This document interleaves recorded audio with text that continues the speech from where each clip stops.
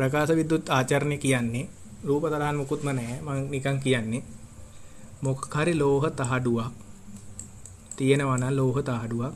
ඒ ලෝහ තහඩුව මතට විද්‍යුත් චුම්බක විකිරණ පතනය කරවලා මේ ලෝහ තහඩුවේ තියෙන ඉලෙක්ට්‍රෝන ගලවලා එළියට යවනවා. මේ ක්‍රියාවලියට කියනවා විද්‍යුත් ප්‍රකාශ විද්‍යුත් ආචරණය. ප්‍රකාශ විද්‍යුත් කිරණ වලින් නැත ඉලෙක්ට්‍රෝන කිරේ කියන්නේ කිරණ මගින් කිරණයක් පතනය කරවලා ඉලෙක්ට්‍රෝන ගැලවීමේ ක්‍රියාවලිය තමයි මේ හඳුන්වන්නේ මේ විදිහට. එතකොට කොම්ප්ටන් ඉෆෙක්ට් එක කියන්නේ වෙන දෙයක්. කොම්ප්ටන් ඉෆෙක්ට් එක කියන්නේ මම වචනෙන් කියන්න මට අර ඉක්වේෂන් සුළු කරන එක විදිහයි මතක නැත්තේ. න්‍යෂ්ටියකට ඉලෙක්ට්‍රෝනයක් හරි ප්‍රෝටෝනයකින් හරි පහර දීලා මෙයා විඛණ්ඩනය කරලා කිරණ විදිහට එළියට ගන්න එක තමයි ප්‍රකාශ කොම්ප්ටන් ඉෆෙක්ට් එක කියන්නේ. මේ X කිරණ හරි මොනවා හරි X කිරණ ලබා ගන්න එක. කෙලිම X කිරණ කියන එක ලේසි. එතකොට මෙයාගේ න්‍යෂ්ටිය ප්‍රෝටෝන එකේ පාර දීපු ගම ප්‍රෝටෝන එක තමයි ගන්න. එයා කැඩලා යනවා. ඒ හැදිච්ච න්‍යෂ්ටි කැලලා තියෙනවා. ඒ වගේ තමයි මේකේ ශක්තිය එළියට යනවා. ඒ යන්නේ කිරණයක් විදිහට. ඒ ක්‍රියාවලිය කොම්ප්ටන් ඉෆෙක්ට් එක. සරලව කිව්වේ මේකේ පොඩි වෙනස්කම් තියෙනවා. ප්‍රකාශ විද්‍යුත් ආචරණය කියන්නේ X කිරණ හරි විද්‍යුත් චුම්බක විකිරණ වාගින් ලෝහ තහඩුවක ඉලෙක්ට්‍රෝන වෙන් කර ගන්න ක්‍රියාවලිය. ඉලෙක්ට්‍රෝන ගලවලා දානවා.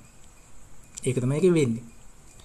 මේක ලියන්න පුළුවන් අපිට ඉක්වේෂන් එකක් විදිහට E සමානයි phi ධන භාගයයි mv වර්ගය. මේ කියන්නේ පතනය වෙනවා නම් ඉලෙක්ට්‍රෝන නැත්නම් පතනය කරන කිරණවල ශක්තිය සමාන වෙනවලු මේ ඉලෙක්ට්‍රෝන ගලවන්න කලින් දැනගෙන ඉන්න ඕනේ මේ ලෝහයේ ඉලෙක්ට්‍රෝන ගලවන්න අපිට දෙන්න ඕන ශක්තිය.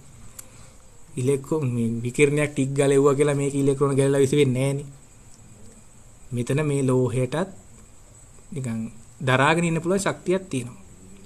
ඒ ශක්තියට එනකම් මේ ලෝහ හෙලවෙන්නේ නැහැ. නිශ්චලව ඉන්නවා. අන්නේ ශක්තිය මේ ඔක්කොම මාන සමානයි කියලා දන්නව නේද? මේ සමානයි එකතු වෙන්නේ මාන සමානයිනේ. එහෙනම් ශක්තියේ මාන තමයි ෆයිට තියෙන්නේ. මේ ෆයිට කියනවා අපි කාර්ය ශ්‍රිතය කියලා. කාර්ය ශ්‍රිතය. ලියන්නේ මම කියන විතරයි. ෆයිට කියනවා කාර්ය ශ්‍රිතය. මේ තමයි පතනය වන ශක්තිය. E කියන්නේ පතනය කරන විද්‍යුත් චුම්බක විකිරණ වල ශක්තිය. කාර්ය ශ්‍රිතයේ ධන භාගය mv වර්ගය කියන්නේ ඉලෙක්ට්‍රෝන වල චාලක ශක්තිය.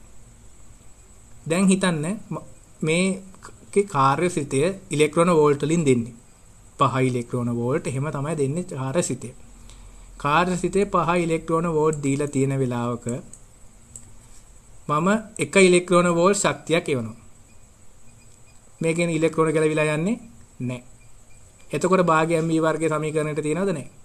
මුකුත් නැහැ සමීකරණයට. 4යි එව්වත් නැහැ. 5යි එව්ව ගම මොකද සමීකරණයට තියෙන්නේ? E සමානයි 5. ගැලවිලා මේ තහඩුව මත ඉලෙක්ට්‍රෝන තියෙනවා. හැබැයි ඉලෙක්ට්‍රෝන චලන වෙන්නේ නැහැ.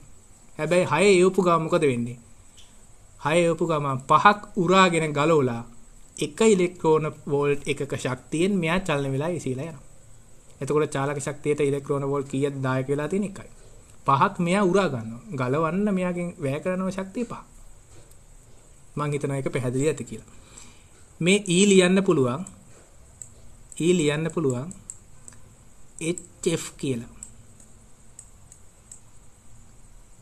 ප්ලාන්ක් කොන්ස්ටන්ට් එක ගුණ කිරීම F. කෙමිස්ට්‍රි වල නම් මෙයාට mu කියලා අකුරක් දානවා. ග්‍රීක කෝඩි අකුරක්. ඒව වැඩක් නෑ අපි ෆිසික්ස් වලින් කතා කරන්නේ HF. ඒ වගේ තමයි HC යට ලැම්ඩා කියලා ලියන්නත් පුළුවන්. එතකොට phi මං කියවනේ මෙයාගේ මානව මෙයාටත් තියෙනවා කියලා. එහෙනම් ෆයිටත් තියෙනවා. මම මේවට අදාළ නෑ මම මේ නිකන් කොලයක් නැති හන්ද මේක ලියන්නේ. H කියන එක්කෙනා නෑ sorry. ෆයි ලියන්න පුළුවන්. H F not නැත්තම් HC යට lambda not.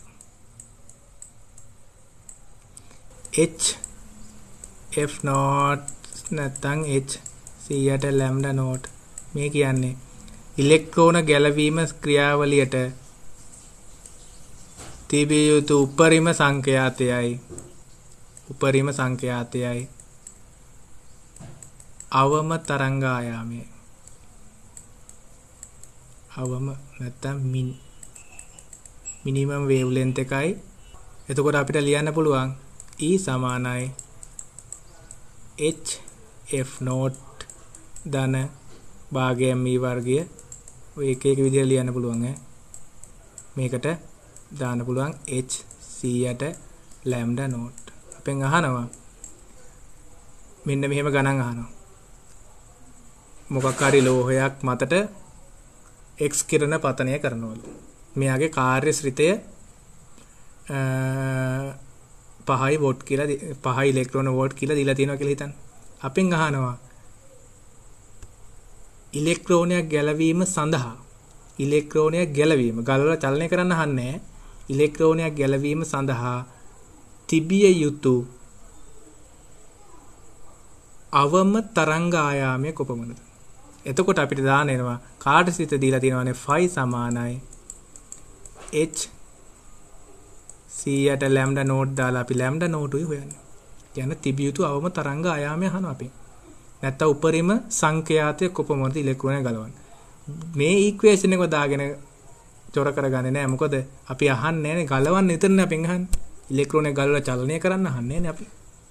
අපෙන් අහන්නේ ඉලෙක්ට්‍රෝනයක් යාන්තමින් ගලවා ගන්න තිබිය යුතු අවම තරංග ආයාමය. නැත්තම් උපරිම සංඛ්‍යාතය. එහෙම තමයි අහන්නේ. හරි.